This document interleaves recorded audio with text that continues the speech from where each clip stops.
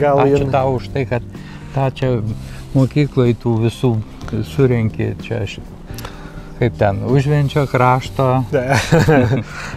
Užventiškių sambaris. Užventiškių sambaris. Nu, kažkaip reikia bandyti to žmonės, kad jie išsibarstė. Tai ačiū tau, atsakau, tai yra svarbu. Ir bandyti, matai, visokių ir minčių bešnekant kyla. Ir mokytojas Baltrušaitė, tų eilėraščių tikrai labai gera buvo lietuvių kalbos mokytoja. Jinai mane yra mokiusi ir jinai visą laiką su tokiu polėkiu nestandartinė buvo mokytoja. Nu ir įsivaizduok, čia ateiti į mokyklą, tai kas čia būdavo? Kur čia eiti, čia net eit niekur nereikia, čia gali atraupot, jeigu labai reikėtų. Aš iš tą dvarę gyvenu. Na va. Jūs dvarė gyvenat? Dvarininkė? Jo, va šitą moteris dvarė, nu. Šaterės ragana užaugus, nu. Taip, kitoj pusėje. Taip. Gerai. Užventis. Aurelijau, Užventis, tai tiesiog interpretuokit tą temą gerai, kas čia, kaip čia Užventis, jūs ir Užventis. Nu, gali labai taip formaliai interpretuoti, pasakyti, kad čia yra vieta, kur gimei ir užaugai, bet iš to daugiau dalykų iškyla visokių. Ir kuo toliau, tuo labiau mes vertinam ir suprantam dalykus, kurie buvo vaikystėje. Ir gal čia toks, kaip čia pasakyti, amžėjimo požymis, kad tu vis labiau atsimeni ir vis labiau džiaugies tais dalykais. Tai čia yra man ypatinga vieta, ne tik dėl to, kad aš gimiau ir užaugau, bet jinai man iki šiol yra ta vieta, kur aš parvažiuoju pailsėti ir jėgų pasisemti. Ir sunku pasakyti, kas čia tokia yra. Aš niekaip negaliu palyginti su kitais, nu, gal ir kitiem gimtiniai parvažiavus kažkas panašaus yra. Tada biškelį įdėsiu į tą. Kartais būna, pavyzdžiui, aš žinau, Paberžė man yra tokia ypatinga vieta, kur aš jaučiuosi visiškai kitaip, jaučiu aplinką. Nidoj aš jaučiuosi visiškai kitaip ir tų vietų yra keletas. Jo, tai va teisingai tu sakai, čia yra tokia vieta ir bent man jinai tokia yra vieta ir žmonės nelabai ir sąmoningai, bet jaučia va tokias vietas ir jaučia, kur yra ramu ir gerai, kur tu nusiramini, kur nėra kažkokio lakstymo, nėra kažkokių įtampų, tu pabūni ir tau mintis susidėlioja, susirikiuoja, tu nusiramini, tu sugrįžti į kažkokią ramybės būseną ir panašu, kad čia ne tik tai man ar tau, bet čia yra tokia vieta, kur Šatrijos ragana vaikščiodavo palei upę, jai čia visi tie kūriniai gimė, kiti rašytojai. Yra tas ryšys pas jūs su... Yra, nu, yra. Vat kažkoks jis vis tiek jeigu yra. Ištarėt, taip. Taip. Prieš važiuodami su kolega Viktoru kalbėjom, kad jūsų šaknis nuo akmens amžiaus, nuo mezozojo, iš tolo, kaip jūs, kokie genai, kaip jūs galvojat, ką jūs atsinešėte į šią dieną savim? Nu, su tais genais yra įdomiai. Jeigu žiūrėt artimiausius genus, tai mama mano mokytoja, visą gyvenimą išdirba fizikos mokytoja. Tai tokie labai intelektualūs genai. O tėvukas, jisai visą gyvenimą buvo ir tebėra muzikantas. Savamokslis, bet jisai labai daug visko yra išmokęs ir instrumentų visokių įvaldęs ir grojantis, iki šiol grojantis. Tai vat kažkokia yra kūrybinė prada, bet aš niekaip kaip sako, liaudiškai nedaina rankas, aš labai norėčiau sužinoti ir daug toliau. Ir čia gal irgi toks, matyt, amžiaus ateina tam tikras laikas, kada tau pasidaro įdomu, nes kol paauglystė, paskui kai vaikai gimsta, kol užauga, nėra kada, yra darbai, yra visokie reikalai, užsisuki tokiuose reikaluose, o paskui pradedi galvoti apie daugiau kažką. Ir šiaip Verygų pavardė yra labai reta. Ir dažniausiai, jeigu išgirsti tą pavardę, mes kažkokiu būdu turėtumėm būti giminės.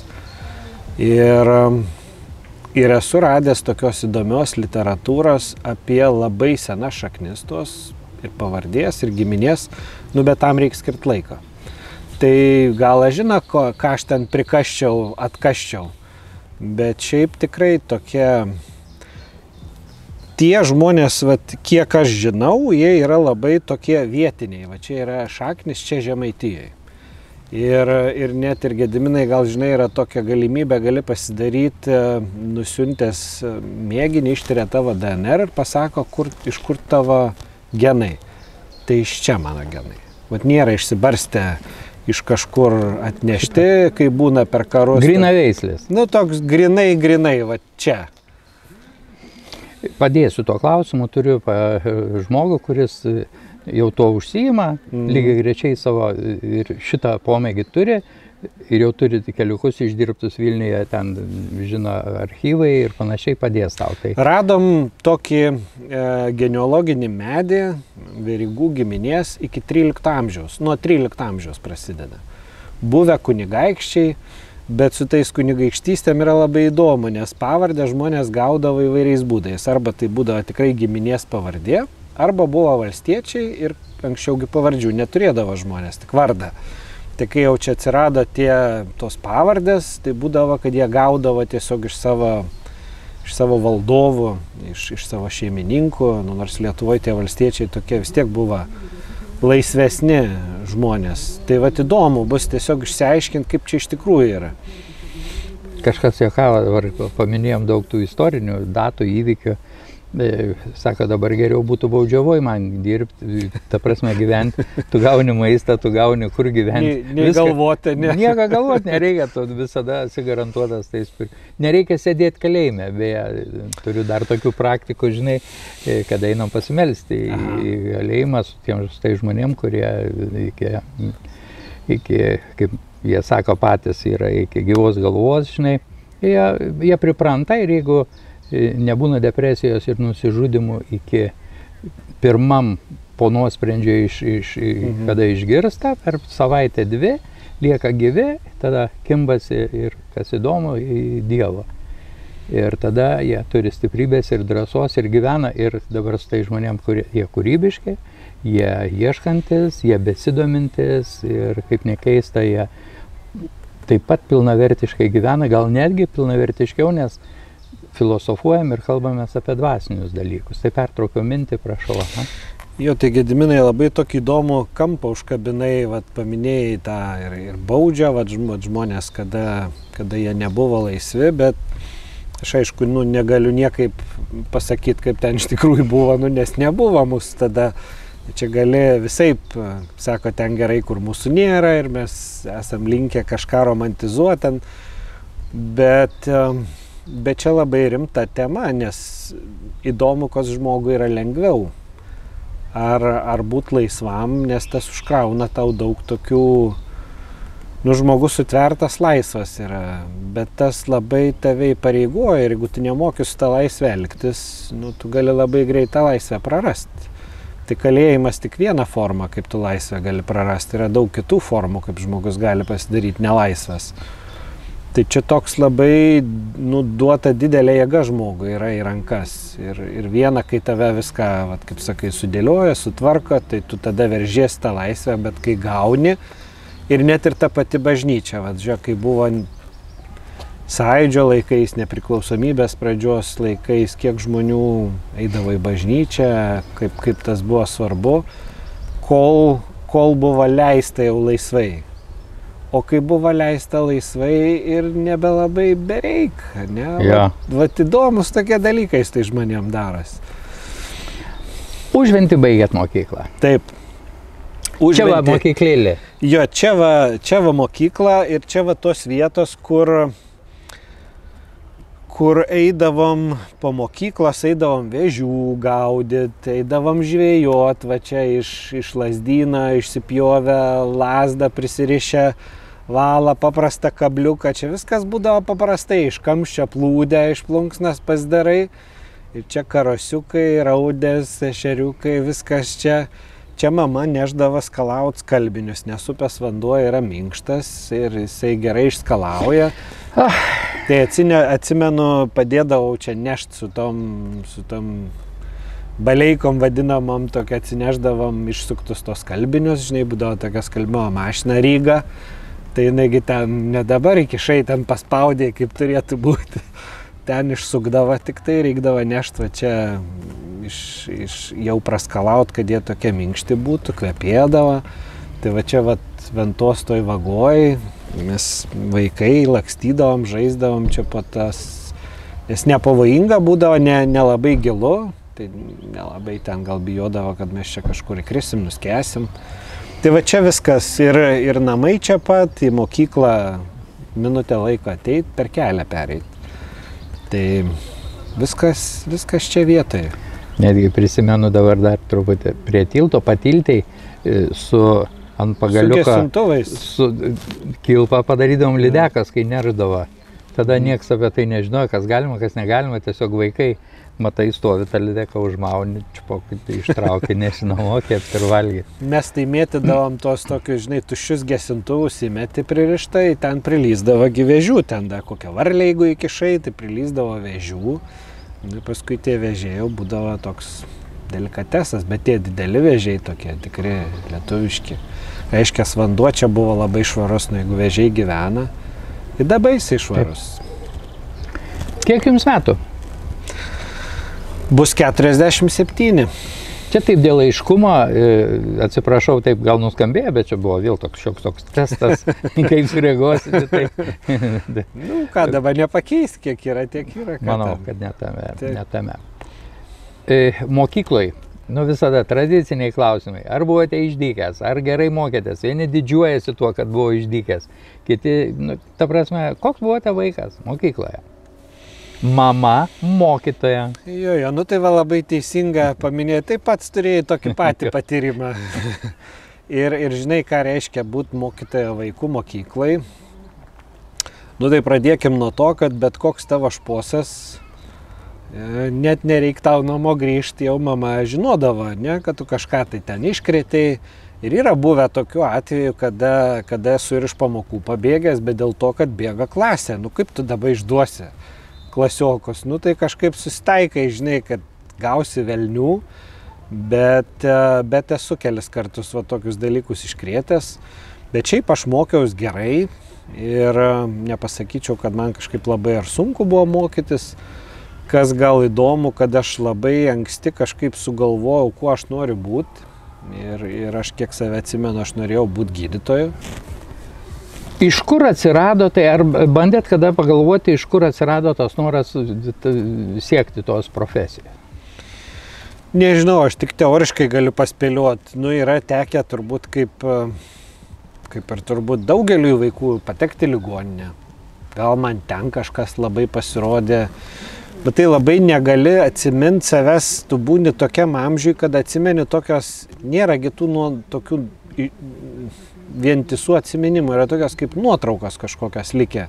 Atsimeni kažką, atsimenu karutį tokį, kur važiuodavom su močiute prie kapinių smėlio parsivežti, tokia kaip nuotrauka. Atsimenu, kur smėlio krūva buvo, atsimenu, kaip ligoniniai kažkur buvau, ne kažkur, o Naujoje Akmenėje, ten man buvo kažkas tai pasidarė, kad, žodžiu, reikėjo lašinę statyti ir ten mamos sesuo dirba gydytoja. Gal mamos sesuo, nors, sakau, susirinko iš tokių puzlę tokią. Nežinau, negali suprasti, matyt, kažkas susidėliojo, bet sakau, aš labai anksti sugalvojau, kad aš taip noriu. Ir tada aš ir biologijos daug mokydavausi, ir olimpiadas važinėdavau, ir važiavau Vilniuje tokia būdavo jaunųjų gamtininkų mokykla, paskui jaunųjų vaistažolininkų mokykla. Žodžiu, rinkdavau tokie būdavo, dabar tebėra vaistų dėžutė, kaip išimi, yra ten vaisto aprašas, tokia notacija. Tai aš būdavau visus susidėjęs, turėjau vaistinėlę. Nu, žodžiu, visokie tokie būdavo mamos sesers fonendoskopas, ten kraujospūdžio aparatas, nu, žiauriai man neįdomus būdavo. Aišku, ir kitokių įdomių dalykų man buvo. Man fotografuoti įdomu būdavo, tik aišku, ne meninė ta fotografija buvo tokia, žinai, nu, tokia labiau gal reportažinė, ne, kaip čia ją pavadinti, visokie mokykloje renginiai, ten šimtadieniai, klasę nufotografuoti, bet tas patikdavo, nes tas nuotraukas pats darydavai. Ir va tas toks, ta intriga, kai tu nežinai, nufotografavai, tą juostą išėmei, kol neišiškinai. Dabar mes čia prispaudėm, pažiūrėjom, nesigavo, pasitaisėm, kažką pareguliavom, o ten nieko nepareguliuosi, prifotkinai. Gerai dar, jeigu nesu uždengtų dangtelį ant objektyvo. Ir tada lauki, ką gausi. Tai va, tokių daug įdomių reikalų buvo mokykloje. Bet šiaip aš gerai mokiausi. Ir toks gal buvau, nu, prie tų tokių geresnių mokinių. Geresnių vaikų. Būdavo kitą kartą net ir pasišaipydavo kiti, kaip iš moksliukų, žinai, pasišaipa, nu, bet... Bet vis tiek, ta bendras fonas, kaip ir sakai, bendras fonas buvo, kad pagarboj buvo labiau vis tik geri mokiniai, sportininkai, neblogiečiai, neblogiukai, bet tas fonas buvo verčiantis geriau mokytis. Nu, žinai, mum vaikam tai...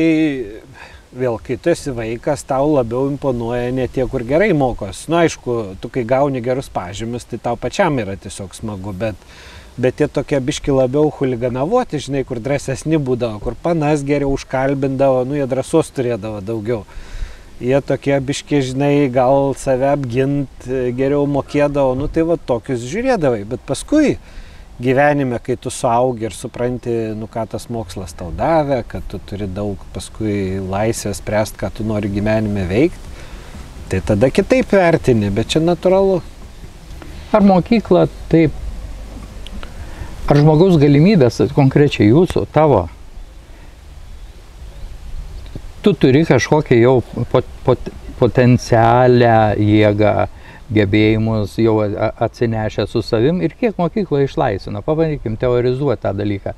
Kiek mokykla gali duoti, ant kiek pakisti žmogus.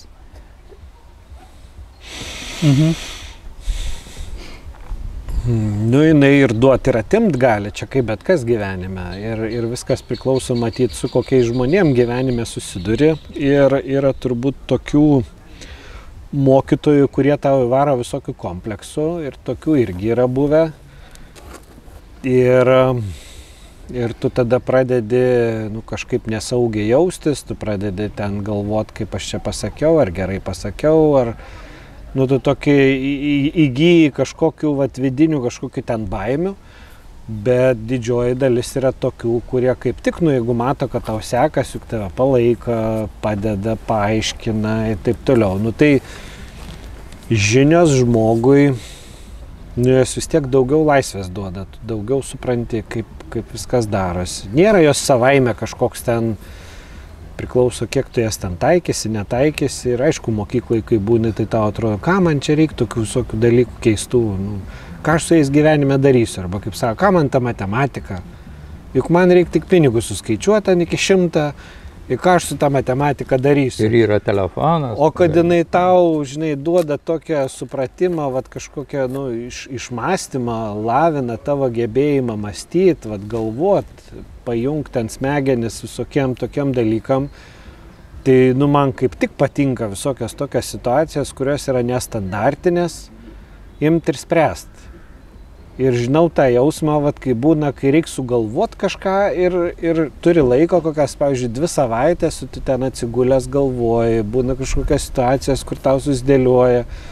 Nu, va, viskas kažkaip po kruopą dedas. Tai mokykla, nu, jinai svarbi yra, nu, jeigu būtum visai be žinių, nu, kažkokiu būdu tų žinių gautum, bet tai kiek tas užtruktų? Taip, vis tiek sistema. Taip. Mokykla į pabaigą, pabaigė mokyklą. Ir tada, kaip ten galvoj sukos, kiek tėvai įtakoja, kiek įtakoja kas, rinktis, jau buvo nuostata, nebuvo problemų. Jo, buvo man viskas aišku, aš tikrai ir ruošiausi, ir tiem stojamiesiam, ir labai norėjau įstoti, ir važiavau į Kauną, ir mokėmės čia pas tokią mokytoją papildomai, jau ne Užventy dar šiek tiek biologijos, su paskui ten kartu kurse tam pačiam studijavom Tytuvėnuose pas tokią mokytoją. Ir aišku, aš turėjau tokį atsarginį planą, kur, aš nežinau, mano tėvam turbūt gal šiurpdavo odą, kai aš ten pasakydavau, koks šitas atsarginis planas yra. Tai aš sakiau, tai dabar pasakyk. Jeigu ne, tai nieko labai paslaptinga nėra. Aš sakiau, jeigu aš neįstosiu mediciną, aš eisiu į profesinę staliaus amatą mokytis. Nes man labai patikdavo su medžiu kažką tai daryti. Aš aišku, tą labai savamoksliškai dariau ir ten, kai pasižiūri dabar tie visi darbai, tai tokie, super vaikiški. Žinai, tu neišmanai, nei kaip ten pjaut, nei kaip ten jungt, bet nesvarbu. Man būdavo svarbu konstruoti, man patikdavo kvapas, man patikdavo visi tie, kai tu matai, kai kažkas pasidaro, susikonstruoja. Labai suprantu, ką sakai. Jo, ir iš vis man patikdavo labai konstruoti. Aišku, mes augom tokiu laiku, kada mažai ką savo galėdavai įleisti visokių ten, nusipirkti kažkokią elektroniką, ne, labai brangu buvo. Dviratį netgi nusipirkti ten kažkokiu būdavo, prabanga, dideli pinigai. Tai aš dviratį buvau susikonstravęs iš visokio atsarginių dalių. Paskui su tokiu kaimynu konstruodavom visokius ten radioelektronikas, stiprintuvus, kolonėlės pasidarydavom patys. Žodžiu, man tas džiaugsmą didelį teikdavo. Tai aš sakiau, jeigu ne medicina, tai tada kažkas tokia grinai amatas, kur medis, gal dar kažkas. Bet mes žinom, kad šita staliaus profesija yra labai prestižinė. Dabar tai taip. Tada gal nebuvo jinai tokia labai prestižinė, žmonės gimėtės ten ant tų tokių pramoninių visokių reikalų. Bet dabar tai stalium būt labai gerai. Neprašiau negu daktarą. Ir gerai, dar spausi tada. Stalius dar ir prieš 1000 metų buvo tokia profesija. Ja. Ir gydytojas visada buvo, žinai, tokia profesija, kur, visada reikalinga, niekada jinai nepraras aktualumą, kaip reikės statybininkų, stalių, mokytojų, gydytojų, visą laiką reikės tokios profesijos, kur niekada neišnyks. Atvažiuoja Aurelijus į Kauną su kostiumu, ne? Su megztiniu. Su megztiniu tokia būdavo tada, žinai, biškai apdribę, tie laikai tokie velvetinės kelnės, tokias stambaus velveto būdavo. Tu pagal charakterį matos, kad toks, vis tiek pankiško kraujo yra daug ir šiandien tas motociklas ne šiaip atsirado čia. Aha, tai einat priėmimo komisiją, taip? Ne, ten jau nebebuvo komisijos, tai mums reikėjo, aišku, mes turėjom čia išsilaikyti egzaminus, kuriuos čia dėdavo, sumuodavo į balą ir paskui laikėm stojamą egzaminą, ten tokį kaip biologijos. Tai aišku, tu ten mokais, eini į konsultacijas, paskui laikai tą egzaminą, ir žinai, kokia įtampa. Tu eini ten paskui jau tą lentą žiūrėti, kur tu esi virš ar žemiau brūkšnio, nes yra skaičius kažkoks, kurie ten papuola ir kurie ne, ir įsivaizduoji, koks džiaugsmas yra, kai tu gali, žinai, pasižiūri ir tu esi virš. Virš tą brūkšnio, žinai, vaikas iš kaimo, iš nedidelio miestelio. Taip atrodo, kad ten visi tik tai, žinai, iš didelių miestų, o taip, daug ten žmonių ateina iš prestižinių mokyklų, žinai, turėjo galimybės gal kitas truputį, negu čia mes turėjom. Prisiminiau amžinatilsį dėdę, jo pavardė buvo Gaidys. Ligėnų sanatorijos ir gydytojai dirba ir prisimenu taip pat studijuoti, kai atvažiavo ir ten, studentai, vyno! Tai jisai sako, taip, hebra, aš vyną jumi kviečiu gerti, kada aš baigsiu čia, kada turėsiu darbą ir tada aš jūs visus pakviesiu ir mes tą progą išgersim vyną. Ir jisai vengdavo tų studentiškų linksmybių. Taip. Aš nepasakyčiau, kad pas mumis visai nebuvo, bet aš papasakosiu va tokį man epizodą, kur man yra iki šiol įsirašęs. Labai gerai atsimenu. Žinai, atvažiuoja studentai, o įsivaizduoja, kaip tu kietai jautiesi, stoja į mediciną Kaune. Nu tai čia yra išvis viršūnė, ne? Nu virš to gal kokia kosmonautika, tik tai, žinai. Nežinau, kas čia gali būti kiečiau. Ir mes tokie kieti, žinai, studentai, dabar čia bus studentiškas gyvenimas. Ir mums pirmas ciklas buvo anatomija. Mes ateinam į prozektoriumą, nu tokia patalpa, kur ten studijuodavom. Ir susėdam prie stalo ir atsimenu, ateina dėstytoja. O mes, aišku, nei knygų ten pasiėmė, nu kaip studentai, tai, žinai, ateini, čia tau pasakys, tai kaip reikia čia viską daryti. O jinai, kaip šiandien atsimenu, atsineša tokią dėžutę, žinai, kaip būtų nuotraukom toks ryškinta. Ir pridėta stuburo slankstelių, žinai, ten žmogaus slanksteliai sudėti, kaulai. Ir padalina visus tos slankstelius, žinai, ten skirtingų vietų, ten kaklo ir juosmens ir krūtinės. Ir, žinai, visiems išdalino, nu ir tema buvo, vat, kaip tik stuburas ten, žinai, ir nu kaip... Valio, kad. Valio. Gerai. Į malūną. Ir, žinai, pagal žurnalą, ten, vat, kažkuriam ten iš tų mano grupiokų sako, nu, vat, tu dabar paimi tą kaulą ir va čia kokia atauga, kokia čia skylė, lotyniškai kaip vadinas, o buvo jau darbų tema užrašyta, kas bus, ir jisai, kad tik čia nieks neskaitęs, du, ne vienam darbai neužskaityti, žinai, tik kaip jūs sako, studijuojat, jūs atėjo čia mokytis medicinos, jūs čia nieko nežinot. Tai sako, kitą dieną kiti kaulai bus, tai sako, jūs šitų čia nieko neišmokot. O mūsų planas buvo vakarėti kažkur į barą, ten pasiimti gal alaus, atsisės, žodžiu, pašvest. Tai po tų darbų visi į biblioteką pasiėmė atlasus, pasiėmė knygą, grįžom vakarę, čia sėdu skaityti. Buvo gal 50 puslapių ten tos temos visais lotyniškais pavadinimais, buvo eina savo, kur aš čia papuoliau ir kaip čia reiks tą viską išmokti, nes, žinai, dar ne savo kalbą, iš vis ten nieko negirdėta, žinai, viskas iš naujo. Nu į nieko.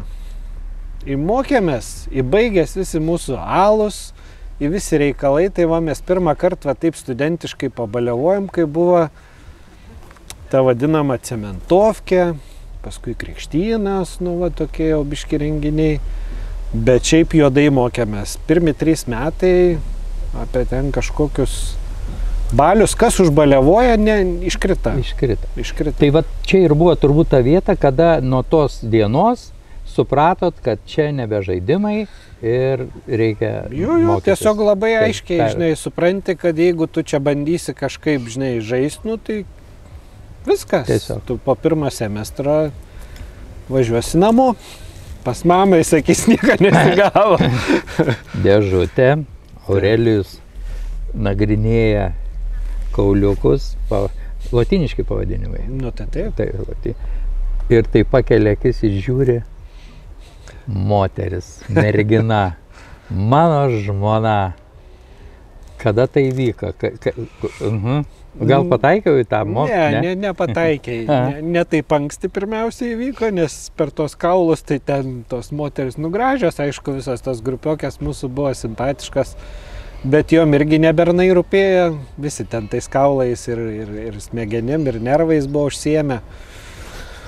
O žmona mano irgi yra gydytoja ir mes ten pat studijavom, bet jinai metais jaunesnė, nu kursų žemiau buvo, tai reiškia nesusitikdavomės per paskaitas ir mes pasimatėm, nu gal mes ir matėmės kur nors ten, žinai, koridoriuose, bet nu... Čia kaip Šūriko nuotykiai kažkokie yra, kur abudu studijuoja. Nes nematai tų žmonių, kai ne tavo kursiokė, ne grupiokė, o mes susitikom Palangoj. Žinai, kai būna ten draugai, išvažiuoji, vasarą vasaruot, kažkas draugus pasikviečia, draugės, tai va ten mes susipažinom Palangoj. O paskui pradėjom bendrauti, draugauti, jinai šiaulietė, iš Šiaulių, Šiauliuose gimus, užaugus. Tai va, tai kažkaip va ten mūsų ta draugystė prasidėjo. Paskui bendravom, draugavom jau studijuodami, dar kelis metus būdami studentai, kol jau paskui susitokėm, bet ne per studijas susipažinau. Ir jau kažkur plevena politika, jau ten... Toli dar. Toli dar. Toli dar. Tai tada paskirimai jau ne, darbai. Ten viskas buvo biški kitaip, jau mums nebūdavo paskirimų. Jau reikėdavo patiems galvoti, kur tu dirbsi ir net reikėdavo galvoti, kur tu rezidentūrą studijuosi, kaip ten viskas bus. Tai taip atsitiko, kad aš toks nenorama, kai buvau mokykloje, tai taip aš ir tam universitete ten prisigalvodavau visokių įdomių reikalų. Labai gerai. Nuėjau į studentiškas organizacijas, ten tokia gydytojų, medikų korporacija, tokia Fraternitas Lituanica, įkurta generolo Nagevičiaus, dar kai Petrapilį studijavo, jisai karo mediciną Lietuvoje kūrė. Žodžiu, labai įdomi istorija tos organizacijos. Kažkaip pamačiau skelbimą, pamatėm su grupiokais, nuėjom ten, žinai, atėjo ten gydytojai, kurie jau baigė, ten ar rezidentai, čia kaip mokyklai, kai tu esi 6 klasėje, tau 12-okai su tavim bendrauja, tai lygis yra, ne, kažkas jau labai super. Tai ten mums buvo toks pat jausmas, ateina tie vyresni, su tavim šnekas, tau ten kažką pasakoja, istorijas. Ir aš pradėjau nuo ten, paskui tai buvo, kad aš patapau ten valdybos nariu, paskui biškį ir pirmininku pabuvau, pradėjome projektus tokius daryti su mokiniais, tada jau apie žalingų įpročių prevenciją mokyklose. Ir pastebėjo mane toks vienas dėstytojas, jisai pradėjo mane paskui kalbinti, sako, tau neįdomu būtų doktorantūrą studijuoti, mokslinės studijas. O tada aš galvoju, ten gal kokią neurologo aš gal norėčiau būti, galvojau, kokią aš daktarų būsiu. Ir aš iš pradžių sakiau, nes čia tokios temas dar jisai ten sakė apie tabako kontrolę, apie priklausomybę nuo rūkymo, ką aš čia per temas kažkokias nesąmonės. Dar patys kaip studentai ten kitas iki parūkydavom, žinai, kas čia per temą. Bet paskui jisai turėjo kantrybės, išsivežė į vieną ten konferenciją, parodė, pamačiau aš biškį pasaulio, pamačiau, kaip žmonės dirba, įstojau ir aš baigiau tais pačiais metais ir rezidentūrą psichiatrijos ir daktaro laipsnį apsigyniau. Tada buvo galima tas du studijuoti kartu. Jo, tai toks dvigubas daktaras galaus. Ir mokslo, ir kaip gydytojas. Ir tada taip jau susiklostė, kad aš pradėjau dar doktorantūroje, būdamas dėstyti universitete, tokia ir tvarka yra, kad tu turi pabiškį ten padėti. Ir likau. Ir aš ten patapau dėstytoju, kol paskui patapau ir vadovų institutą. Tai čia tas buvo viskas iki politikos. Dirbau šiek tiek ir gydytojų, psichiatrų su priklausomais daugiausiai žmonėm. O paskui atsitiko politika ir aš nuo tos politikos bėgau kelis metus, nes būdavo visokių tokių pašnekinimų. Tai labai įdomu ir ta vieta. Kas padarė vėl tą lemiamą poveikį pasirinkimui? Ar žmogus koks asmenybė, ar tiesiog politinė situacija ir tavo branda kažkokia, sakykime, noras jau veikti, kažką daryti, o ne vien tik Facebook'e rašinėti, kaip dabar daugumą mūsų politikuojam, žinai, ten. Žinai, su tuo noru veikti man visą laiką jo užtekdavo, aš daugiau prisigalvodavau darbų, negu apžiodavau ir aš visą laiką taip ir sakydavau, kad aš galiu ne politikai būdamas daugiau nuveikti, negu būdamas politikai. Taip visą laiką, čia tokia mantra visi labai taip gudriai šneka, sakiau, aš vadovauju nevyriausybinei organizacijai, aš čia esu mokslininkas, esu ekspertas, visiems galiu pasakyti, kaip reikia daryti ir kaip čia kas ką turėtų padaryti. Ir kelis kartus buvau atsisakęs politikai, kai kalbindavo.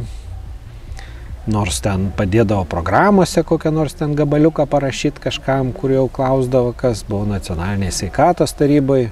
Tai man atrodė, kad aš jau tiek esu įstraukęs, kad gana, kiek čia galima. Ir taip atsitiko, kad vieną kartą mane pasikvietė pasišnekėti Ramūnas Karbauskis.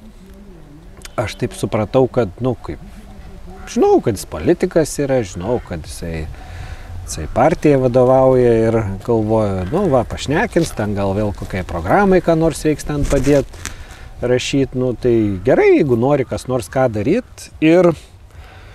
Ir jisai pradėjo mane šnekinti, ne programą rašyti, programą paskui reikėjo rašyti. Bet mane nupirko vienas argumentas, kur aš niekaip nebeturėjau savo kaip pasakyti, kodėl aš čia galiu neiti.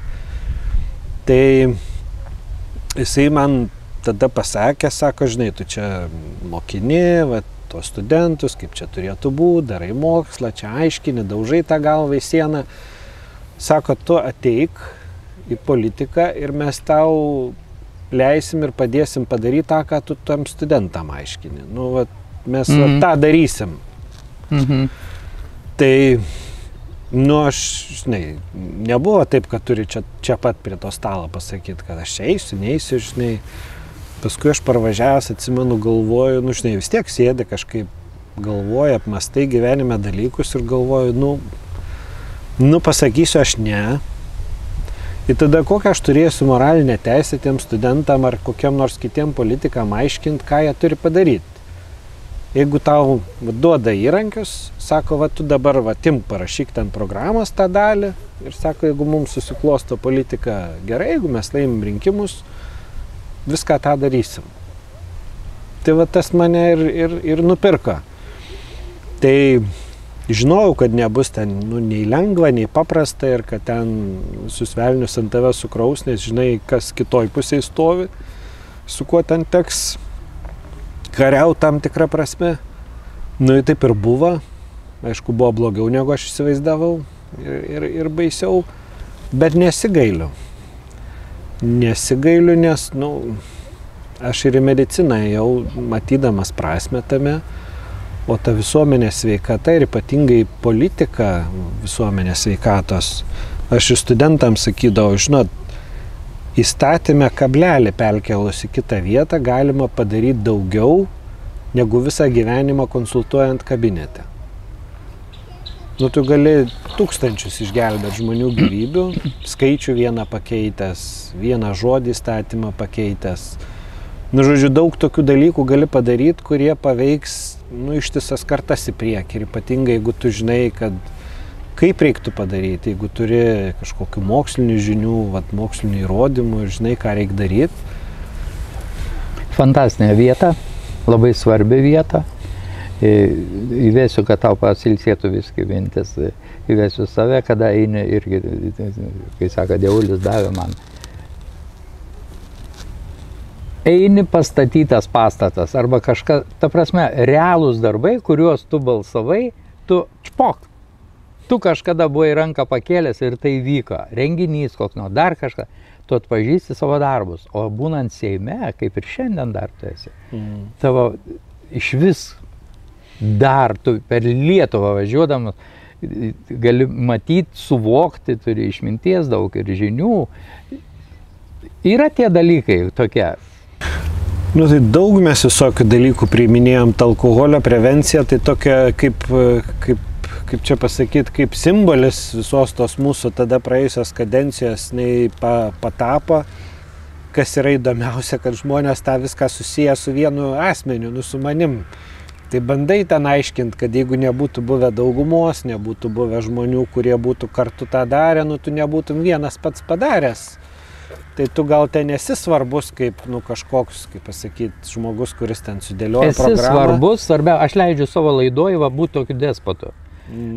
Aš teigiu, mes ir važiuodami apie tai kalbėjom.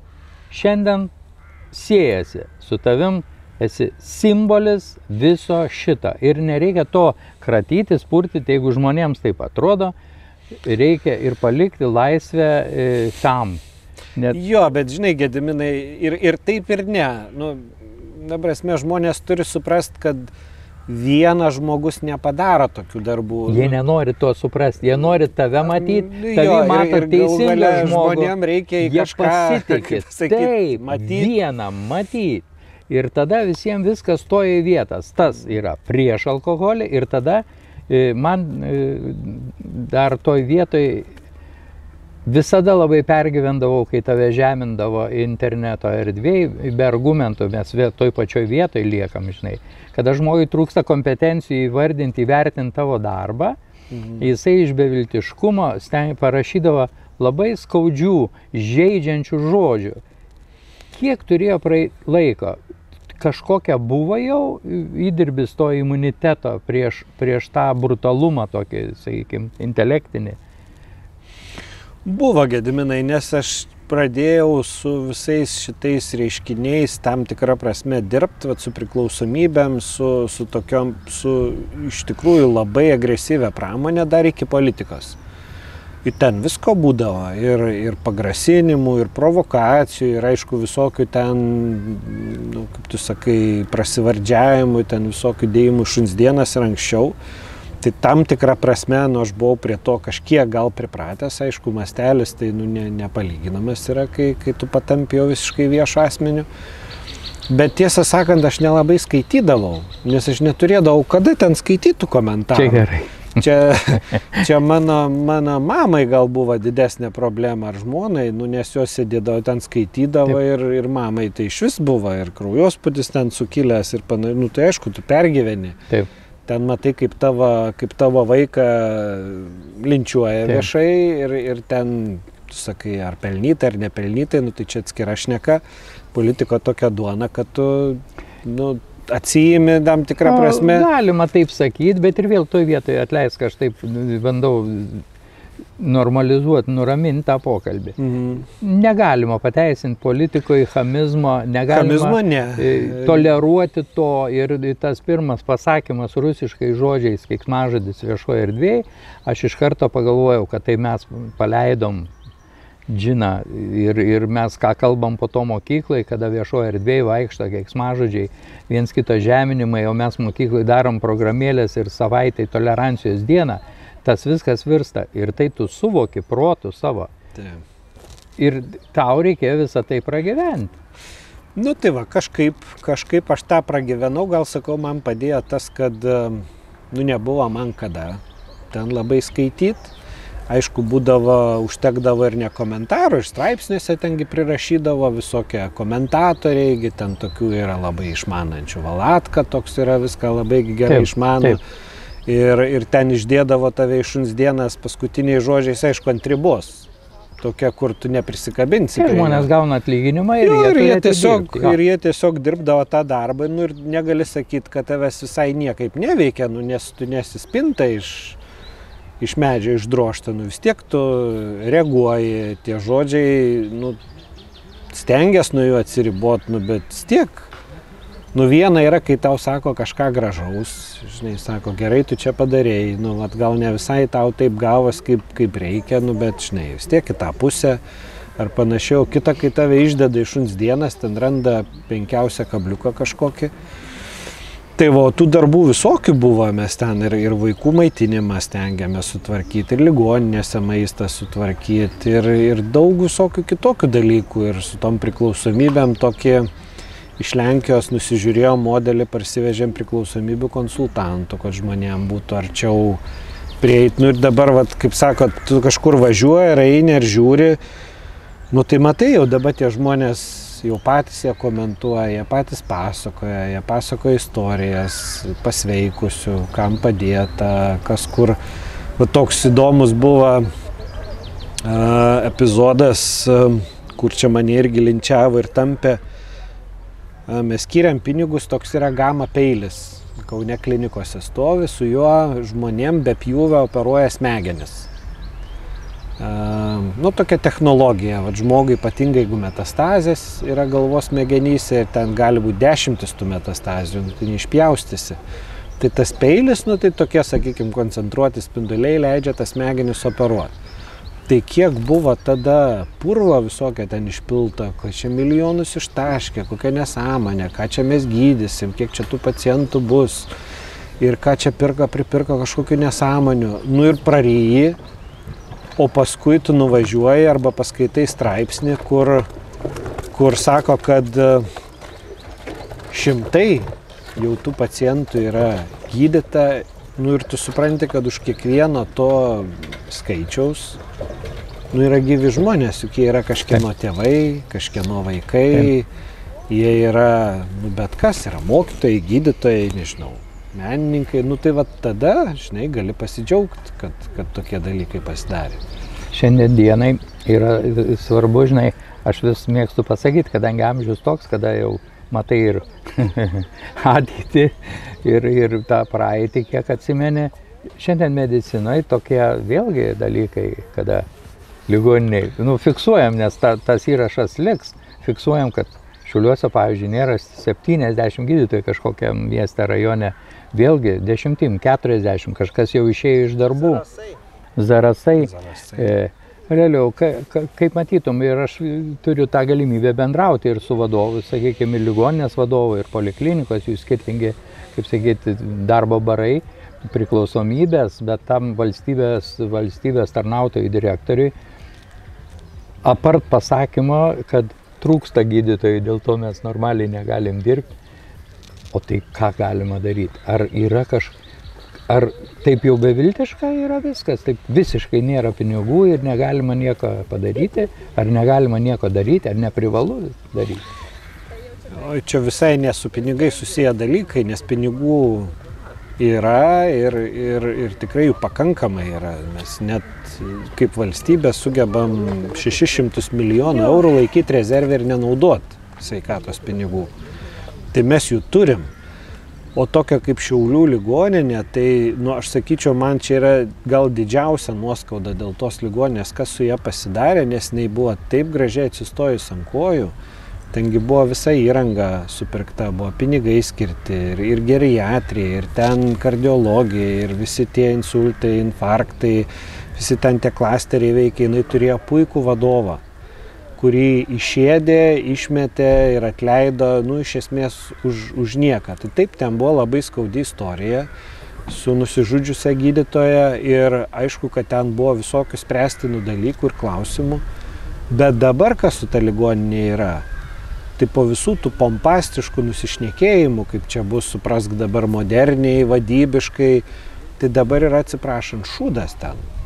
Iš tikrųjų yra juodoji skylė ir labai gaila, nu, nes mūsų čia tėvai, giminės gyvena va tam Šiaulių regione. Tai aš kitą kartą pagalvoju, nu tai nėra realiai paslaugų, kurios yra svarbios, o yra būklės, kur tau yra minučių klausimas, nu svarbu, kur tu važiuosi, tai jeigu reiks dabar vežti čia kažkur iš Užvenčio į Kauną, ar į Klaipėdą, jeigu Šiauliuose nebus, o jau nėra kai kurių dalykų. Einu koridorium ligoniniai, man pribėga moteriškė sanitarė. Gediminai sako, jeigu ką, čia kabinetai uždaryti ir dirba ten, tai sako, tegu jos, kur dirba privačiai, dirba čia privačiai, niekur nevaikšto ir naudoja tą įrangą supirktą. Tie tušti kabinetai, eilinė moteris, kuri dirba patį paprasčiausią darbą, jinai su pasiūlymais eina, kad visi tą jau mes žinom, kad 2 mėnesiai, 3 mėnesiai nuo kažkokio, man kažkas buvo atsišildo, aš nesinaudojau savo tą, sakykime, politinę jėgą ir tu išlaukiau, išgyvenau. Ir praeina 2 mėnesiai, 3, 4 ir tai jau tampa norma ir va tas gąsdina, kad... Jo, bet čia sakau, net ne apie piniguose klausimas ir vat ant kiek ligoninė buvo susitvarkius ir kaip jinai gražiai važiavo į kalną, į viršų, jau buvo grįžę, dalis tų medikų buvo parviliuoti iš privačių praktikų į ligoninę, ten buvo lengviau ir patekti pas tos specialistus, dabar jie išsilakstė vėl į privačias klinikas ir va tai yra pavyzdys, kaip vienas žmogus, vienas vadovas, kiek jis yra svarbus. Nu, nors mes čia šnekėjom, kad vienas žmogus visko negali padaryti, bet tas žmogus, jeigu jis yra tokioj svarbioj vietoj ir nuo jo priklauso daug sprendimų, jeigu jie yra teisingi, labai gali pajudėti į priekį. Tai Šiauliai tikrai turėjo superinį vadovą, kur dabar jisai kitam mieste kelia mediciną ir va tas toks aš net nežinau, kokį čia žodį gerą rasti, vat, kokį čia pavartot. Nu toks kažkoks pacaniškumas, va toks, visiškai be atsakomybės. Va tokie, aš čia parodysiu, kas čia vadas yra.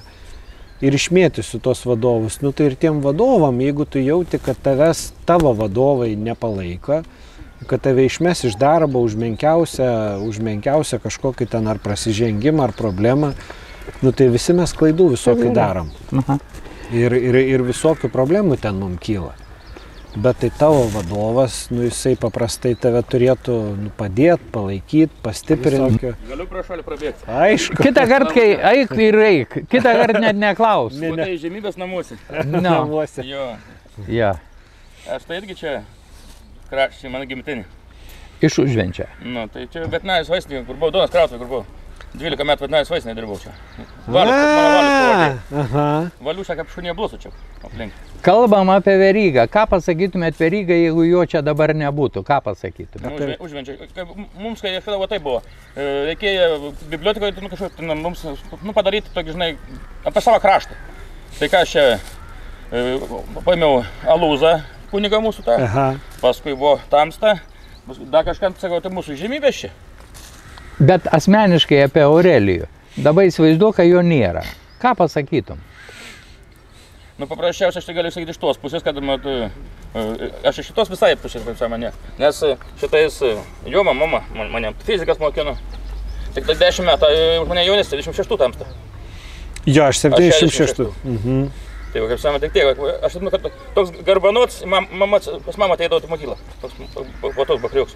Nemeluoju. Garbanots gali. Nu, aš gal nelabai garbanos, bet mano banguoti plaukai. Banguoti tokie, jie labai pasiduodavo banguoti. Matai, mano dvarviečiai užlūdis tas kraštas, man ten gimtinė. Ir sprant kažkaip, nuo 4 klasės mes pradėjome mokinti čia jau. Tai man jau buvo 11. Tai baigiau 8. Tai suprantate, biškiu buvo mažesnis, 10 metų atmeskim. Nu ir paskui kažkaip, kaip biškiu išeinu, vėl grįžtu kažkaip bevaikštą, kas kam rūp, sako, toks įpasavimas. Ką imtum? Auksą protą ar auksą maišą? Nu, jeigu kam ko reik. Jeigu nėra šito, tai ir auksas nepadės. Tada, biškį pertrauksiu. Aš dabar sukūriau anekdotą, va dabar iš tavo to pasakymų. Jeigu man sakytų, ką norėtum rinktis į draugus, ar prezidentą dabartinį, ar Aurelijų Verygą, aš jį imčiau.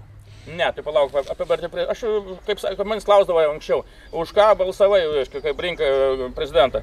Sakau, nu aš esu tradicinės orientacijos, sakau, aš myliu moteris, ne vyrus.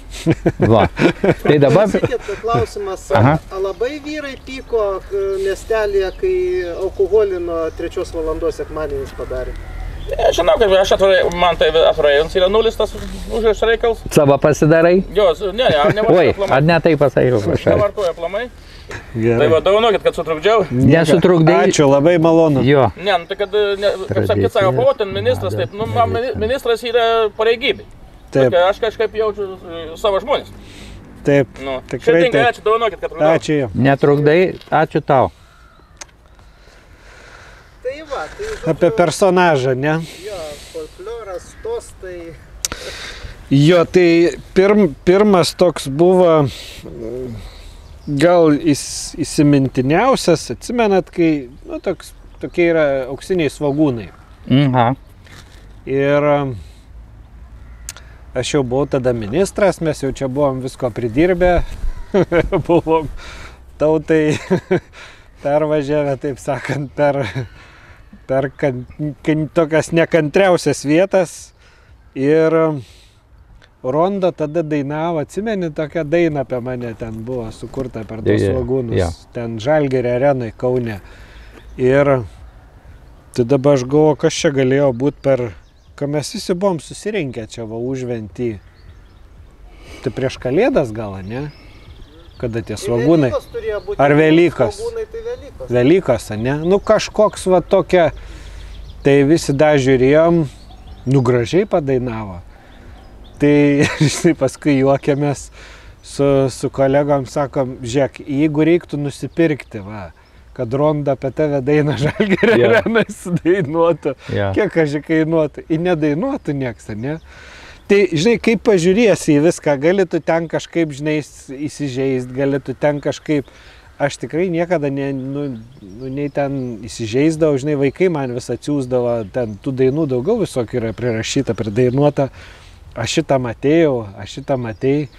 Ir tų piešinių visokių ten karikatūrų ir memų, aš dalį turėjau atsispausdinęs, pasikabinęs kabinete, įdomu yra ten pasižiūrėti. Ir viskas čia yra gerai.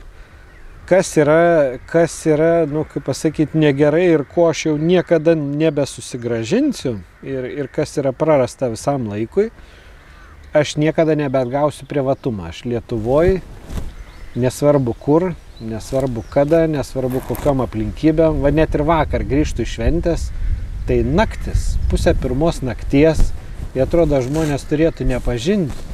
Tai toks paėmęs vaikinuk sako, o, Aurelijau. Tai gerai, kad vardu. Labas, sako, mano mama, tai yra tavo mama, mane mokė, žinai. Nu, tai mes taip pašnekėjom, tai naktį, žinai,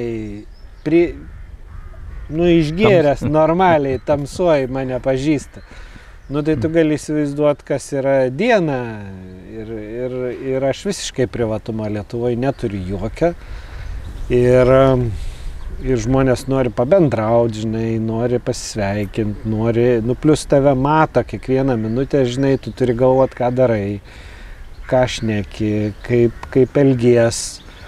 Tai jeigu nori pailsėti, turi kažkur biškį išvažiuoti. Ir nelabai čia kur išvažiuosi, nu, kur čia labai išvažiuosi. Tai dabar likę dar yra tie važiavimai su motociklu? Likę ir jiem tik tai laiko trūksta, nu, kaip viskasgi yra gyvenime ribota, neturi tiek laiko, kiek norėtum turėti. Į sezonas trumpas labai Lietuvoje, tai daug visokių nori dalykų ir su šeimina patostogauti. Tai kiek tik tai aš spėju, aš važiuoju su motociklu ir ieškau vietų, kur gali stoti, fotografuoti. Labai dėkinga yra apranga, va, ta motociklininkai. Jinai tokia uždara, ji nelabai bijo. Ten gali įlysti dilgėlyną iki kaklą, vaikščiot po tos visus apleistus tokius pastatus. Aš kitą kartą šalmą nenusiimu ir pirštinių. Ir eini taip drąsiai, saugiai. Ir randi visokių tokių tikrai netikėtų įdomių vietų pafotografuoti. O šiaip taip pats tas važiavimas, net jeigu ir nefotografuoji, nu labai išvalo smegenis. Sėdė aš ir šaulystė, irgi kažkas panašaus. O šaulystė yra tokia, yra gal biški kitoks žanras, jis aišku irgi atjungia nuo to tavo kasdienio gyvenimą. Dabar jau ir ta šaulystė su motociklais biški susimaišė, nes Kaune yra toks motošaulių būrys pagal Abiejų tautų Respublikos sparnuotų husarų tradiciją. Nu, atkurta ar sukurta, kur būdavo tie sparnuoti husarai tokie, su ilgom ietim, su sparnais. Tai va mes čia tų istorijų prisiskaitę, prisiklausę, sugalvojom, kad mums reikia tokį būrį turėti ir važiuojam vasarą į žygį per Lietuvą. Su tais motociklininkai šauliais lankomės miestuose, miesteliuose, su žmonėm bendraujam, šaulius pristatinėjam, pačią šaulystę kviečiam prisijungti, kas nori. Pernai Ukrainai prašėm aukoti. Nu, žodžiu, toks ir šaulystė yra toks gal truputį ir stabilumą priduodantis dalykas, nes nu vis tiek čia aplinkui mus yra labai neramu. Tai kai tu išmoksti tam tikrų dalykų, nu bent jau žinai, kaip reikia elgtis ir moki ginklų naudotis ir išmoksti visokių ten kitų praktiškų gerų dalykų, nu kažkaip save bent jau bandai paguost, kad jeigu jau kažkas čia ir būtų, nu tai tu bent jau nedarytum nesąmonių, nebūtum kažkam kitam našta, gal kažkam kažką galėtum ir padėti, ir apsiginti, apsaugot, kiek išeitų. Tai va tokiuose dalykuose aš ir sesę šalia vis matau. Nu, sesę aš vis kažkaip timteliu į tą pusę. Pirma pats nainu. Irgi aktyvi. Pirma pats nainu, paskui tai buvo ir su šauliais, paskui su motociklu jinai su manim pavažiavo už nugaras ir sakė, aš irgi noriu. išsilaikė kategoriją ir dabar važinės. Tai mes dažnai kartu pravažiuojam, nes jinai dabar Kaune gyvena. Tai net važiuoja iki manęs ir tada mes tokį, kaip sako, ratuką. Dar viena tema, atsiprašau. Dar viena tema, kuri būtų svarbi, neatleistų, jeigu nepaklausčiau, tai apie tą laikotarpį, apie pandemiją. Keliais štrichais, kaip tu matytum, kas tai buvo, kaip žiūrėti tai. Nu, tam, kad suprast, kaip į tą viską reikia žiūrėti, reiktų turbūt tiesiog šiaip bet kuriam žmogui prisiminti pradžią. Nu, vat kaip atrodė. Tai vat aš priminsiu, vat kaip sakai, keliais štrichais, kaip viskas buvo. Pradžioj mumis pradėjo pasiekti naujienas ten iš Kinijos, paskui Šiaurės Italija, ne, apie mirtis. Vat kažkokia liga, infekcinė, pradėjo plist tarp žmonių, nu, vat kaip gripas, kaip kažkokia respiracinė, žmonės patenka į reanimaciją, numiršta nuo plaučių uždegimą. Neaišku, kas čia per kažkokią, gal dirbtinę, gal iš laboratorijos. Ir šalis pradeda, nu, tiesiog, atsimenu labai gerai, dar toks posėdis buvo Briuselyje, ten buvo sveikatos ministrai suskridę, ten šnekėjom, kaip čia kas ką ruošias daryti. Ir ten berods vokiečiai pasiūlė, kad gal reiktų lėktuvų keleivius registruoti ten, kad tuos kontaktus atsekti. Tai kažkurie ten pasakė, ne, čia per daug duomenų, ką čia mes rinksim, suvaržymai kažkokie. Ir po kokių 2 savaičių visi nutupdė lėktuvus ir uždarė sienas. Uždarė sienas, uždraudė išvežti vaistus ir medicinos prekes. Prasidėjo realiai, nu, net nežinau, kaip čia dabar pasakyti. Čia kaip kažkokiam siaubo filme. Žmonės save vadinantys solidariais, ten yra Europos Sąjunga, čia kažkokie partneriai. Ir šnai per porą dienų uždarė sienas, uždraudė išvežti įrangą medicininę, vaistus ir tu supranti, kad yra pasiekta tokia riba, kada, nu, kaip žmonėm bado kažkokiu laikotarpiu kiekvienas už save. Ir nebėra jokių čia nei draugų, nei jokių čia partnerių, va tokiu momentu.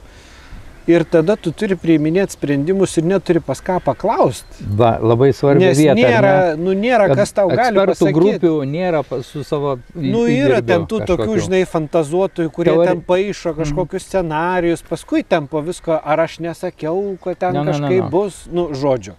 Bet tuo momentu, kai reikėjo, tai jie visi sėdėjo ir laukė ir žiūrėjo, kaip čia viskas bus. Labai gerai atsimenu tą vaizdą, kai važiuoju iš Kauno į Vilnių, vat rytą į darbą, ir nėra žmonių gatvėje. Atvažiuoji ir tau ateini rytą į pasitarimą, sako, žinai, darosi tokia situacija, kad gydytojai pradėjo imti biuletenius patys, kad neiti į darbą, kad neužsikrėstų ir nenumirtų. Nu, tai tu pradedi suprast, kad jeigu ir toliau taip, tai nebeliks, ką žmonės gydo, nu, arba liks tiek mažai, kad praktiškai tu nebesuvaldysi jokios situacijos. Nu ir tada va tokioje situacijoje reikėjo galvoti, ką daryti. Aš dabar įterpsiu būtinai, ką aš jutau su žmona ir su vaikais. Mes susitikti bijom taip pat. Skelbimai nelanko tėvų geri vaikai. Ja. Mes namuose užsidarę. Valgyt eini, bijai turėklais nusileiddamas, bijai liestis, išeini ir lauki kažkokio. Žmonės viens kitą aplenkdavo, žinai, 15 metrų spinduliu. Ir jeigu tu dar kažką norėdavai, jie žiūrėdavo, nenori bendrauti, jeigu tu ten nori kažką paplepėti. Ir tai tęsės ilgai. O paskui žmonės perdegė. Čia yra, nu, visiška klasika. Vat Ukrainoje, matai, kariauja ir ten yra žmonių, kur tuose kaimeliuose, kur bombarduoja, iki šiol gyvena. Ir jie susitaiko su tom, nu, tam tikrą prasme, žinai, kiek tu gali kaip žmogus susitaikyti, su mirtim, su ligom, nu, su viskuo žmogus paskui susitaiko ir pripranta, jis perdega. Tu iš pradžių išsigąsti, nu, visuomenė išsigąsta, jinai mobilizuojasi, jinai labai susitelkia, o jinai paskui perdega ir pervargsta. Ir vat jau tas antrasis, kur buvo karantinas, jau buvo žmonių tiesiog deginimas toliau, nes Tu gali kažką padaryti tik tada, jeigu visuomenė su tavim bendradarbiauja ir jinai kartu su tavim kažką daro. Jeigu jinai pradeda veikti prieš tave, tu nieko nebepadarysi. Jeigu jinai nebėra tavo sąjungininkų, jeigu jinai tavim nebepasitikė, viskas. Tu nieko nebepadarysi. Ir žmonės tada gal susitaiko su mirtim ir sako, nu ir ką padarysi. Gyvenime mes visi esame mirtingi ir gal čia neverta kažko daryti ir panašiai. Tai va, tai ta situacija, jinai tokia buvo, nu nežinau, sako, gyvenime visiems mums tenka patirti kažkokį, kiekvienai kartai kažkokį sukrėtimą. Tai man atrodo, kad Covidas, nu, aš dar atsimenu blokadą tą, kai buvo nepriklausomybės pradžioj. Bet žinai, kaip vaikam, tau ten nieko nereikia iš esmės, nu, valgyti turėjom, nieko ten negalėjai gauti. Realiai ten patys kažką galvodavom, kombinuodavom, bet nelabai ko reikėjo. O čia jau, kai tu, žinai, turi vaikų, turi darbą, tu turi tėvus, tu turi, žinai, pažeidžiamų tokių žmonių aplinkui, nu tai tau viskas pradeda, žinai, kaip kortų nameliai. Atrodo, yra visiškai ant tokios ribos. Ir tarp kitko, man labai patinka mokslinė fantastika skaityti. Aš vaikystėje esu labai daug knygų perskaitęs. Tai va tie futurologai. Eikit drąsiai, eikit čia nieko tokia, eikit. Drąsiai. Be streso. Gali da pamojuoti ten, va, viską valio, taigi čia visi... Pataisysit kadrą. Aha. Tai va, pasaulio toks didelės dalies žmonių išnykimo scenarijus vienas iš realiausių ir yra dėl infekcijų. Tik tai, nu, nieks, kaip pasakyti, nu, nieks negalvoja, kad čia tau bus. Anksčiau taigi labai daug žmonių išmirdavo nuo maro. Yra net ir giesmė ta, nuo maro, karo ir bado, gelbėk mus viešpatė, ne? Žmonės labai bijodavo visų tų epidemijų. Mes buvom įsivaizdavę kažkaip, kad mes esam suvaldę jas. Žmonėm yra būdinga galvot, pasigaminom atominę bombą, nu tai mes viską čia suvaldėm, pasistatėm atominę elektrinę, žinom, kaip reikia daryti, atsitinka Černobylis. Čia kuriam kažkokius, žinai, virusus laboratorijose, kažką ten darom, nu nes galvojam, kad labai mes čia protingai viską darom, viską suvaldysim, paaiškėja, kad ne. Tai va čia išsprūda viskas iš rankų, žmonėm absoliučiai išsprūda iš kontrolės ir kol žmonės paskui nesusijėmė, nesusitvarkė, nu buvo tikrai tokia sudėtinga situacija. Galima taip sakyti, kad turi persirgti tam tikras kiekis, numirti tas kitas kelias. Gal aš kažką vaikiškai sakau. Jis natūralus yra, jeigu nevaldai, tai tada, nu čia yra tokia kaip natūralia atranka, žinai, miršta tie, kurie, nu tai anksčiau masiškai būdavo šeimoje po 15 vaikų, išgyvendavo 5. Ir pasibaigdavo. Ir taip ir būdavo. Nu, nelabai pasibaigdavo, tai jie tiesiog dalis, nu, neišgyveno. Šiaip plaučių uždegimas suaugusiam žmogui būdavo mirtina liga labai dažnai. Daug žmonių labai numirdavo iki antibiotikų atsiradimo, iki visų ten vakcinų, visokių antibiotikų. Ir mes buvom įsivaizdavę, kad čia mes viską jau suvaldę esam. Nu, mirdavo žmonės nuo infekcinių ligų, bet kad tokiais kiekiais, kad tiek išplistų greitai.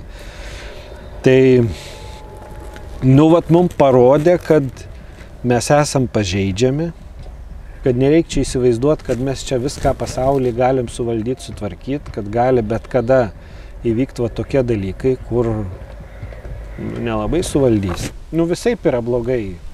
Ir pabaigai dar vieną klausimą. Šiandien dienai Seimas yra sunkiai valdomas, jeigu taip švelniai pasakyti, valdantieji valdo taip, kad atrodo, kad opozicija neįgali pakreipti visuomeniai naudinga, kaip čia sakyti, visuomeniai suprantama linkme, su tradicija, su visu tuo gyvenimu, kurį mes gyvenom. Kaip jūs sakytumėt, kokie keliai, ar yra kaip nors galimybė vadinkim, suvaldyti, ar? Šitoj kadencijoje aš nemanau, kad čia yra ką nors įmanoma dar suvaldyti, nes ten, kaip Gediminai ir sakai, yra jau, manau, kad chaosas ir Metastazės. net ir tie valdantieji, kurie save vadina valdančiaisiais, jų tiesiog kaip po tokio vieningo darinio nebėra. Ten yra kažkokie draiskalai, vieni vienaip, kiti kitaip, vieni su kitais ėdasi, net ir tarpusavyje ten nebendrauja ir ten tiesiog nėra ką šnekėti. O ar galima ką nors pakeisti, ar negalima ką nors pakeisti, visą laiką galima pakeisti. Ir aš žiūriu į kitas valstybės, kur dabar yra populiaru sakyti, ateina kažkokie, kaip sako, labai marginalai, radikalai, dar kažkokiu ten etikečių yra prilipdyta, bet žmonėm ilgai smegenų pudrinti negali.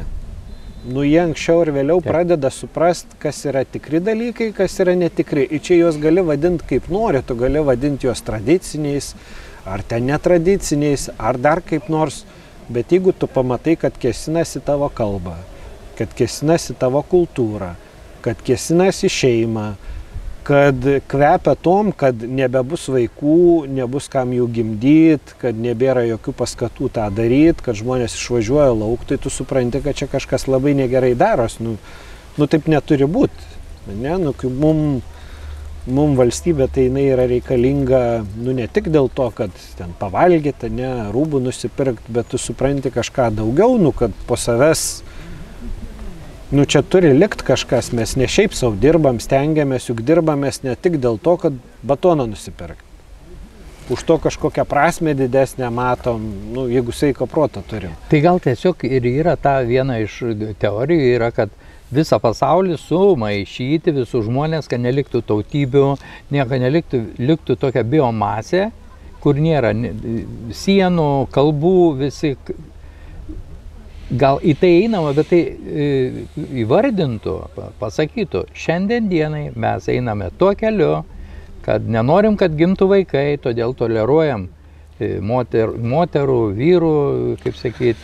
Jie gims, Gediminai, yra kraštai, kur tų vaikų yra daug. Tai reiškia, tą sumaišyti, tai reiškia, kad mūsų tiesiog neliks. Nebus žemė be žmonių, nebent čia kokia vėl infekcija išmarins, nebus jinai be. Yra, kur labai daug žmonės turi vaikų ir jau nebetelpa tie žmonės. Mes čia tik tai nebenorim jau nei vaikų, nei auginti, nes kam čia vargt, geriau ten, kaip sako, patogiai pagyventi, pasidžiaugti gyvenimu, dabar madinga sakyti save realizuoti, turi būti geras vaibas.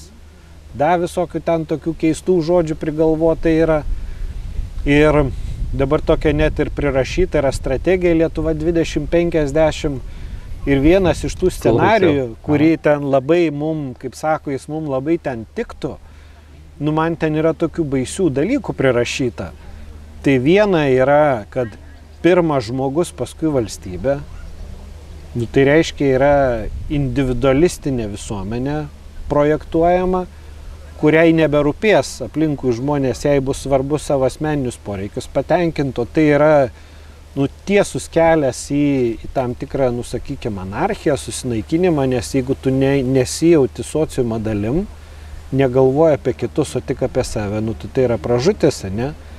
Kitas dalykas, kas ten yra pasakyta, kad žmonės sukurs kažkokius santykius su robotais ir su jais kažkaip gerai sugyvens. Tai ką tai reiškia? Tai reiškia, kad robotam bus suteiktos kažkokios žmogaus teisės, su jais dar ir sugyventi kažkaip reikės, tai jis taps kažkuo panašiu į žmogų ir mums čia reikės su kažkokia skarbonkė, atsiprašant, skaitytis, su to, su kuo mes sukūrėm. Bet taburetę sukūrėjai ir dabar jinai turės kažkokias teisės, su kuriuom reikės skaitytis. Yra filmas, atsiprašau, pertraukiau. Tai daug filmų. Yra filmas ir ten Skarbonkė sako, mane prašom pripažinti žmogum, aš elgiuosi, ta prasme, finalinė scena tokia. Taip, bet jau čia yra rašoma į kažkokius neva tai scenarijus Lietuvai 2050, tai čia netaip labai jau toli yra projektuojama. Tai tokių visokių marazmų, kurie, tiesą sakant, yra marazmai ir rodo, kad tie žmonės, kurie tą rašo, kažkas jiems su galva yra labai nebegerai. Arba jie nebesusigaudo iš tikrųjų, kas kas yra žmogus, kas nėra žmogus ir kas čia kokias teisės turi turėti. Ir dėl lyčių yra labai gerai. Aš, kad būtų labai trumpa, koncentruota ir aišku, visi žinom, kad yra dvi lytis. Ir teikti, kad yra 72, bet nepridedant žodelio socialinės, nuskamba keistai ir žmonėm formuojama tai, kad ir lyčių yra daug. Kažką taip, ar ne?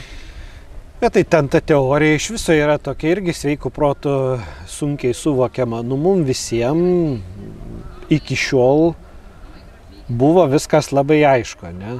Nu, ar kam kildavo klausimų? Gimė vaikas, tai iš karto užrašydavo, nu kas ten gimė, berniukas, mergaitė, ne? Tai paskui užaugda vyras, moteris, nu jie suprantam, kad vieni yra labiau tokie, nu sakykime, ir tos moteris visokios ten yra, ir vyrai visokie yra, ne, vieni yra labiau tokie gal meniškos sielas, kaip sako, to moteriško prado turi daugiau tokia, ne, yra švelnesni, tokie labiau gal taikus, kiti yra grubesni, nu ir moterų tokių yra, va, tokių, sakykime, grubesnių, ne labiau tokių kabutėse vyriškų, nu bet mes jų nelaikydavom, nei kažkokiais ten nei tų vyriškų moterų vyrais pradėdavom vadinti, nei ten jų kažkaip ten pjaustyti, perdirbinėti. O dabar yra bandoma pasakyti, kad rytą aš galiu būti moteris, po pietų zebras, vakare katė, kitą dieną vyras, trečią dieną neapsisprendęs kažkas. Paleidžiama migla žmonėm, kai jie nebesuprastų, kas vyksta. Ar ne? Ir tiem žmonėm patiem jau dabar darosi sudėtinga su tuo gyventi, nes, kaip sako, pavyzdžiui, reikia ginti moterų teisės. Tai vat aš klausiu tų, kur sako, reikia ginti, sakau, kurių? Tų, kur moteris, ar tų, kur vyrai moteris, ar tų, kur moteris vyrai, kurių čia teisės? Juk yra tos istorijos, kur Amerikoje už moterų nužudimą ir išprievartavimą nuteisti vyrai, kalėjimą pasivadina moterim, pasiprašo perkeliami į moterų kalėjimą. Tai sakau, jų irgi čia teisės, kaip moterų ginsim, ar kaip bus? Ar mes čia visi su viskuo susimakaluosim kažkaip ir sako, nu tai tada tu esi ten kažkoks transfobas, dar kažkoks ten. Tai kol nesusiduri su visokiais praktiniais dalykais, tai aš įsivaizduot save galiu kom noriu.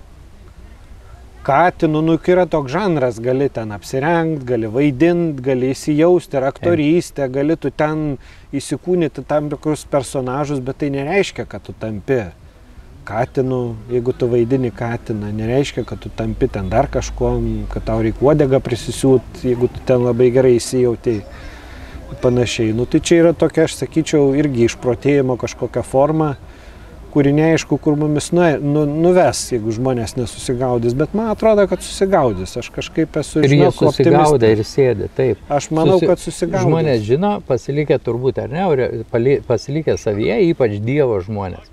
Jie turi savo tiesą, turi savo tikėjimą, supratimą pasaulio. Galima taip sakyti. Aš manau, kad taip. Ir aš galvoju, kad žmonės visą laiką kažkaip sugebėdavo susitvarkyti su viskuo. Su visa beprotybė, kuri žmonės užklupdavo, jie kažkaip anksčiau ir vėliau susigaudydavo, kas yra teisinga, kas yra ne. Man atrodo, susigaudys ir dabar. Rieškit paskutinę kalbą atsisveikinimą ir padarysim galą. Nežinau, kokia čia ta kalba atsisveikinimo riešti. Iš širdies. Ten dabar saloj susirinka įžanga, čia į paskutinį susirinka, vakar buvo šitoj šventėj. Taip. Jo, čia iš tikrųjų yra metiniai tokie visom prasmėm atlaidai. Ir va mes esam tokių ypatingų momentų užventyje, kada čia susirenka menininkai kurt, kada suvažiuoja iš užvenčio, išvažiavę kažkur kitur gyventi žmonės sugrįžta čia pabūt. Sekmadienį nueisim į bažnyčią, į mišias, ten dar paklausysim tokios gal sakralesnės muzikos, pasimelsim, pabūsim, bet pasisemsim energijos. Tai aš va visiems, kurie čia mus šiandien žiūrėjo, klausė, noriu palinkėti, kad tiem, kas nesat buvę, atvažiuotumėt į užventį. Ir pajustumėt, kaip čia yra gerai. Kaip čia yra ramu, kaip čia pasikraunama yra energijos, kaip kaip čia yra gražu, kiek čia gerų žmonių gyvena, va tokių ir čia pro šalį, kur praėjo žmonės ir sustoja, bendrauja, šnekasi, matot, kokie tie žmonės yra, nu, nuoširdus, be jokio falšo, be kažkokio apsimestinių fanaberijų. Tai kaip ir tu? O taip ir pabaigsiu. Kaip ir tu? Aš iš šono žiūriu, žinau ir sakau. Ačiū tau už pokalbį. Ačiū, Ja. Ačiū, Viktorai.